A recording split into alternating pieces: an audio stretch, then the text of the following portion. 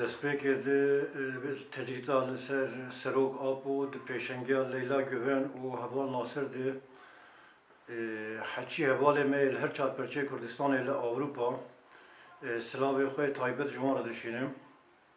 Grupa me a pêncî heşta yêm ji pêncî hefta dewr digirin û em ê çalakiya xwe berdewam bikin.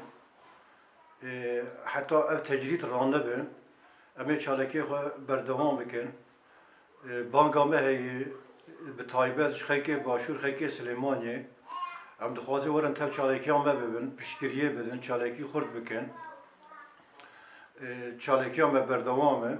Piştgiriyanê hene heval tên ziyareta me dikin.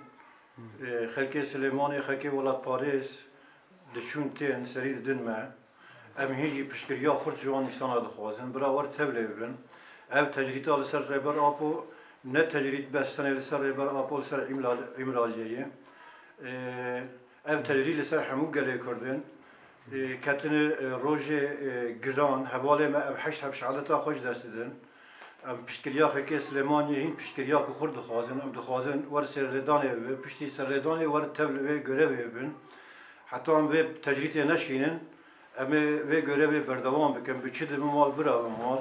Gerek ile em piştî hevalê me şehaleta xwe ji destan û bişînde tu tişkî ile em bifikirin neman, cankî me em ê canê xwe jî bidin.